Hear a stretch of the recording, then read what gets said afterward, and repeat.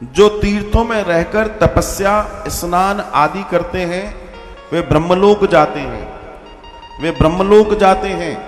और जब उनके पुण्यों का पूरा कार्यक्रम वहां हो जाता है, वापस उन्हें भारत में जन्म मिलता है, भारत में जन्म। जो चीन देश है, चीन देश के गांवों में अभी भी एक मुहावरा बोला जाता है कि अगर अच्छे कर्म करोगे तो भारत में जन्म मिलेगा। वहां कहावत है ऐसी, शास्त्रों से ही गई है। जो सूर्योपासना करता है, अब सुनते जाओ, जो सूर्य की उपासना करता है वो सूर्यलोक जाता है, और जितने समय का उसका सूर्यलोक का कार्यकाल है वो उसको पूर्ण करता है, उसके बाद पुनः भारत में उसको जन्म मिलता है। जो जगदम्बा की उपासना करता है और जगदम्बा की उपासना नियम से करता है, वो मणिद्वीप जाता है और कभी लौटकर नहीं आता। ध्यान रखना, जितनी जगह जाओगे वहां से एक दिन लौटना पड़ेगा, लेकिन मणिद्वीप जाने के बाद, माई के घर जाने के बाद कभी लौटना नहीं पड़ता, हमेशा के लिए परमानेंट स्थायी निवास है मणिद्वीप। जो लोग विष्णु की साधना करते हैं, उपासना करते हैं, उन्हें वैकुंठ की प्राप्ति होती है। जो शिव, शक्ति और गणपति की उपासना करते हैं उन्हें शिवलोक मिलता है, और उसके बाद जब वो पूर्ण हो जाता है उनका हिसाब किताब, तो वापस उन्हें भारत में जन्म मिलता है। जो ब्राह्मणों को दूध, गव्य, रजत और स्वर्ण और धृत मतलब घी का दान करते हैं, उन्हें चंद्रलोक की प्राप्ति होती है। किसको? जो उस कार्य में लगा हुआ है, भगवत कार्य में। जैसे हमारे वृंदावन में अनेकों साधु संत साध्वियां ढेरों की संख्या में आपको मिल जाएंगे। वे निरंतर भगवान का नाम ले रहे, राधे राधे राधे राधे राधे राधे कर रहे हैं।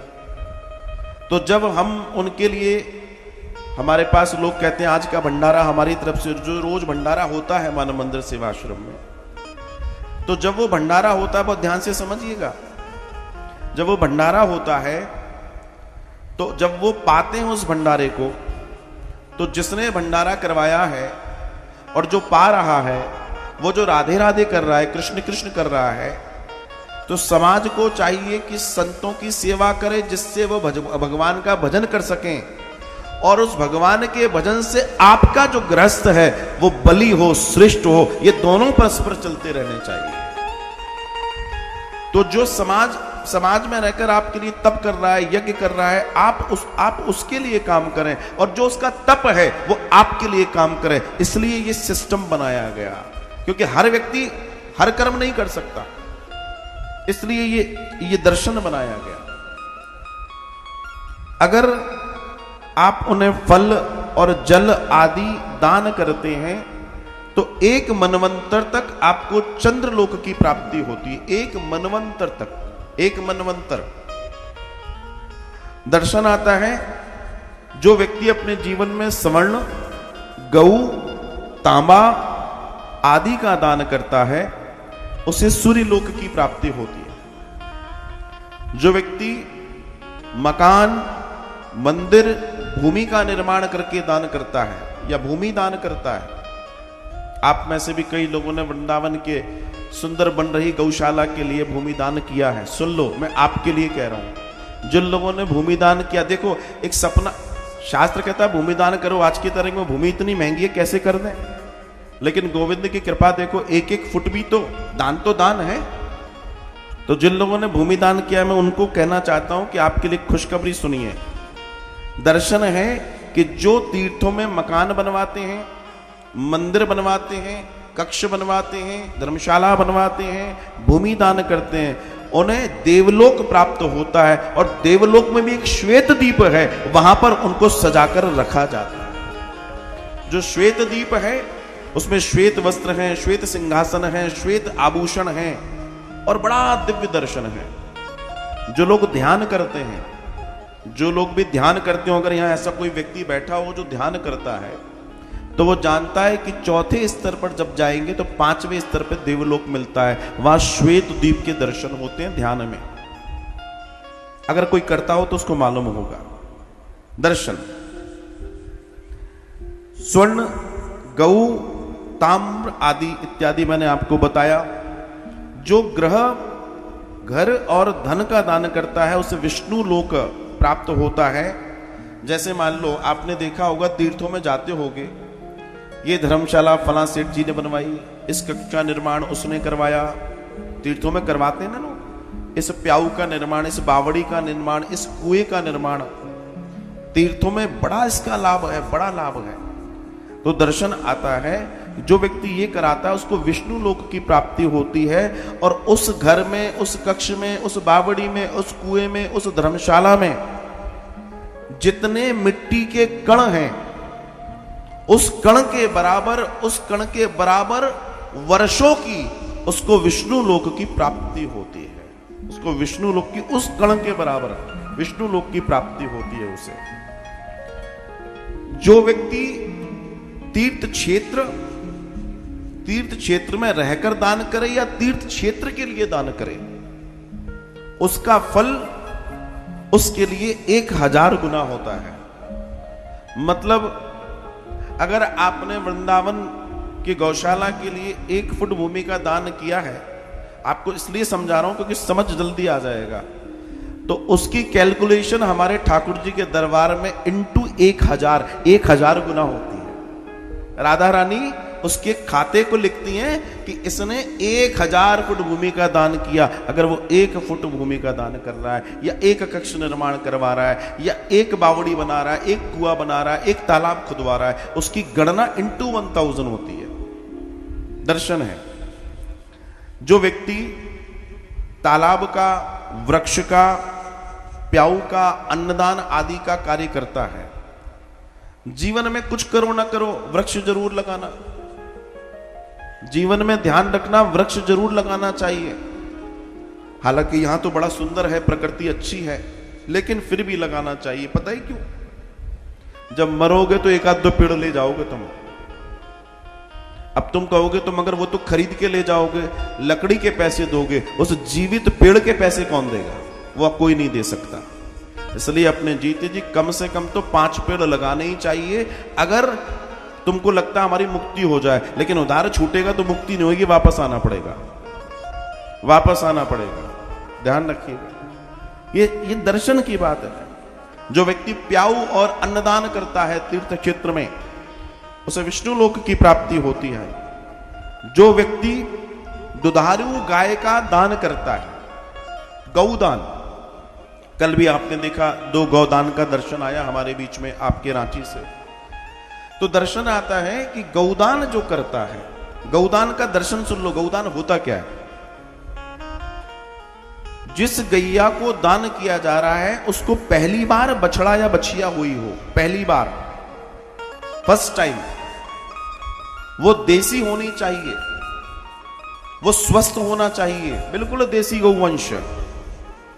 उसके दान की चर्चा है, उसी का दान किया जाता है। और जहां दान करें उसका वहां सही से लालन पालन हो। पहली बात, जब दान करें तो उसके लिए भोजन की व्यवस्था आप करें। पहले गौदान होता था तो भूमि भी दान होती है, गौचर, अब नहीं होता। तो अब सामान्य दर्शन में 1 साल का चारा लोग दान कर लेते हैं। जिस जगह पर गौ माता खड़ी होगी उस भूमि का दान, और उसके ऊपर जो कवर्ड एरिया होगा, जिससे कवर्ड होगा उसका दान, जिसमें वो खाएगी पिएगी उसका दान, उसके गले की घंटी और रस्सी तक का दान सम्मिलित होता है। और इस तरीके से आप अपनी वैतरणी के लिए तैयारी कर लेते हैं। ये तो हमने सबने सुना है, लेकिन दर्शन आता है कि जो व्यक्ति इस तरीके की कपिला दुधारू गाय का दान करता है, उस गाय के शरीर में जितने रोए हैं उसके बराबर उसको गोलोक में श्री राधा रानी के पास रहने का सौभाग्य मिलता है। उसको उसके मुकाबले गौलोक में श्री राधा रानी के पास रहने का सौभाग्य मिलता है। और गौलोक का एक टुकड़ा कहां है इस भूमि पर? गौलोक का एक छोटा सा भाग इस भूमि पर भी है, मालूम है कहां है? वृंदावन, जो गौलोक का हिस्सा है। और हम सबका सौभाग्य देखिए कि भगवती भी वृंदावन से चलकर यहां आकर आनंद बरसा रही है। और वृंदावन वारी की, बरसाने वारी की, बोले महामाई की कृपा हम पे बरस रही है। तो बहुत साधुवाद आप सबको इस अनंत कृपा के साथ जीवन के जीने को और इस सौभाग्य को जो हमें प्राप्त हो रहा है। जो व्यक्ति धाम में दान करता है, दर्शन है, उसको हजारों गुना फल मिलता है। और जो व्यक्ति बद्रीनाथ में जाकर दान करता है, ध्यान रखना, धाम में तीर्थ में दान करने का 1000 गुना फल है, लेकिन जो व्यक्ति बद्रीनाथ में जाकर दान करता है, बद्रीनाथ में जाकर कथा सुनता है, बद्रीनाथ में जाकर कोई भी कर्म करेगा, उसका फल करोड़ों गुना होता है। बद्रीनाथ का, जहां नारायण ने तप किया है, वहां का फल करोड़ों गुना है। करोड़ गुना नहीं है, करोड़ों गुना है। और एक और बात समझ लो, जिस फल की बात हो रही है उसमें फल की बात हो रही है, इसका मतलब ये नहीं कि आपको लाभ होगा। आप अगर वहां पर गलत कार्य करोगे तो उसका भी करोड़ों गुना आपको पाप मिलेगा। महाराज बोलो राधे राधे। बोला ये बढ़िया बताई, करोड़ों गुना। आप तो आनंद आ गया। दूसरी भी सुन लो। जो व्यक्ति शालिग्राम जी के वस्त्र के साथ में, शालिग्राम जी विद वस्त्र, साथ में तुलसी माता, ब्राह्मण देवता को दान करता है, उसको वैकुंठ की प्राप्ति होती है। शालिग्राम जी वस्त्रों के साथ में और साथ में तुलसी माता साथ में हो, अगर कोई व्यक्ति दान करता हो, कार्तिक में किया जाता है ये दान, बड़ा श्रेष्ठ दान है, उसमें वैकुंठ की प्राप्ति होती है। शॉर्टकट्स हैं जीवन के। लोग कहते हैं वैकुंठ कैसे मिलेगा, ऐसे मिलेगा। जो व्यक्ति अग्नि का हवन करते हैं, अग्निहोत्र होते हैं, जो निरंतर अपने घरों में या यज्ञों में स्वाहा स्वाहा करते रहते हैं, उसको अग्निलोक मिलता है और उसका शरीर बहुत सुंदर होता है। और अगला जो जन्म मिलता है वो उसको इतना सुंदर शरीर मिलता है कि लोग उसको देखते ही रह जाएं। ऐसा दर्शन है। अग्नि का मतलब क्या है? तेज। और जिसके पास तेज है वो सबको आकर्षित कर रहा है। दर्शन आता है। जो व्यक्ति स्वर्ण दान करता है उसको सुंदर शरीर की प्राप्ति होती है, क्योंकि स्वर्ण श्रेष्ठ माना गया है। और सीधी सी बात है कि हम जो करते हैं उसका प्रतिफल, उसकी ऊर्जा ही हमें मिलती है, दूसरी चीज नहीं मिलती। गर्मी के दिनों में जो व्यक्ति गर्मी में छाता, पंखा, जल और मटका, मिट्टी का बर्तन दान करता है, उसे वायुलोक की प्राप्ति होती है, उसे वायुलोक में भी जाने का आनंद मिलता है। जो लोग स्किन एलर्जी से परेशान रहते हैं, जो लोग जिनको स्किन प्रॉब्लम हो या ऐसी चीजें हो, वो प्रॉब्लम वायु की वजह से होती हैं। और वैसे लोग गर्मियों में जल का प्याऊ लगवा दें, पंखे बांटते हैं, वो हाथ वाले ही बांटते हैं, वो वाले नहीं, महंगे पड़ते हैं। एक आधी बांट दो या वो बांटना है तो